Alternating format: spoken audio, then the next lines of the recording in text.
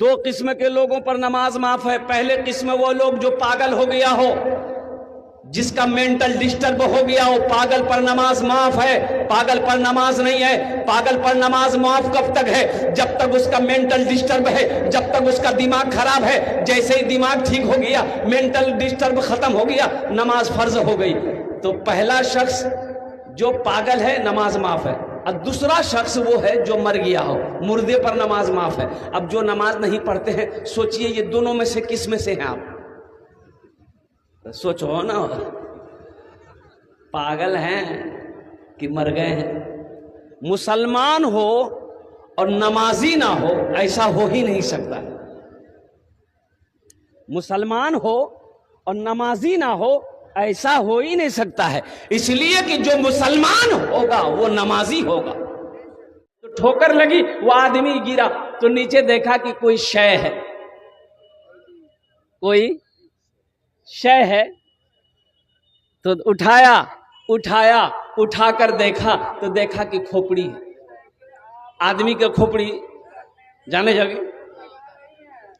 तो खोपड़ी को उलट पलट कर देखा तो उसमें कुछ लिखा हुआ था। पढ़ा लिखा आदमी था, पढ़ा, खोपड़ी में लिखा हुआ था, कुछ हुआ है कुछ बाकी है। अब ये घबराया गया, बाकी क्या है इसका? अरे मरने वाला मर गया, ना जाने कई साल हो गए होंगे, इसका जिस्म मिट्टी में मिल गया होगा, अब इसका बाकी क्या है? चेक करना होगा बाकी क्या। रुमाल में लपेटा, घर लेकर गया, तिजोरी खोला, तिजोरी में रख दिया। सुबह शाम 2 टाइम अलमारी खोलता था, देखता था अभी तो कुछ हुआ कि नहीं हुआ। खोला, देखा, बोले नहीं हुआ, फिर रख दो। जब 4-5 दिन हो गया, इसकी बीवी को शक हो गया कि अलमारी में ये रखा क्या है। चुपके से ताला खोलता है, कुछ देखता है, फिर चाबी, ताला मार के चाबी अपने पॉकेट में रखता है। हमको चेक करना होगा रखा क्या है। खाना खा के सोया, बीवी चाबी निकाल के रख दी। सो के उठा, कपड़ा पहना और चला गया मटियारी। बीवी सोची बड़ा अच्छा मौका है। अलमारी खोली, देखा रुमाल में कुछ लिपटा है। रुमाल खोली तो देख के हक्का बक्का रह गई। वाह, खोपड़ी, ओ जादू सीखे जी। बीवी बोली कि जादू सीखे थे, हमको भगाने के लिए जादू सीख रहा है, इसको पता नहीं इसका जादू को हम क्या कर देंगे। बीवी ली, खोपड़ी को उखली में डाली, दे समान, दे चोट, इतनी चोट मारी कि खोपड़ी का भूसा बना दिया, तालाब में फेंक दिया। ये बेचारे मटियारी से आए, रात में चाबी खोजने लगे। बीवी बोली कि चाबी लीजिए, गिर गई थी। अलमारी खोला, ना रुमाल है ना खोपड़ी है। तो पीछे से बीवी बोलती की चाबी जगह खोपड़ी। जादू सीख रहे थे? बोले नहीं अल्लाह के बंदी, हम जादू नहीं सीख रहे थे, जल्दी बताओ खोपड़ी का क्या किए। तो बीवी बोली हम उसकी वो हालत किए कि वही जानेगा। बोला क्या किए, वही तो जानना है। तो बीवी बोली उखली में दे के दे समार, इतनी चोट मारे, भूसा बना के तालाब में फेंक दिए। उसका शोहर बोला बस करो, बात समझ में आ गई, यही उसका बाकी था। बेकार जिंदगी को तू अपनी सवार ले, बेकार जिंदगी को तू अपनी सवार ले, तौबा का दर खुला है खुदा को पुकार ले, तौबा का दर खुला है खुदा को पुकार ले, खुदा को पुकार ले। बहुत सामने किराम, हाफिज कुरान का बड़ा ऊंचा मकाम होता है। जिसका बेटा हाफिज कुरान हो गया, उसके बाप का क्या कहना।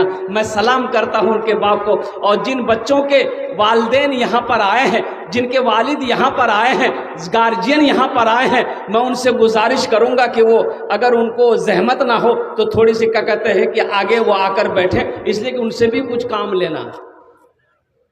जिनका बेटा हाफिज कुरान बन गया, कुर्बान जाइए। आज लोग स्कूलों में अपने बच्चों को पढ़ाने के लिए जी जान मेहनत कर रहे हैं कि मेरा भी बेटा, अरे मदरसा में पढ़ के क्या होगा।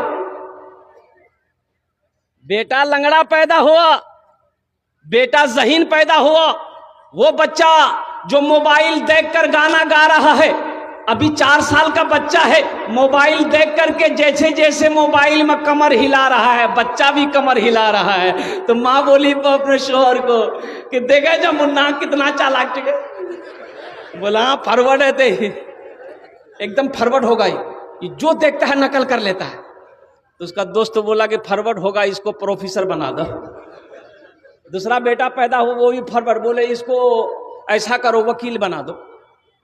और तीसरा बेटा पैदा हुआ, ये आँख का काना, ये एक पैर का लंगड़ा, जहां बैठा दे वहीं बैठा रह जाए, नाक से नेटा चूरा, मक्खी पड़ रही है।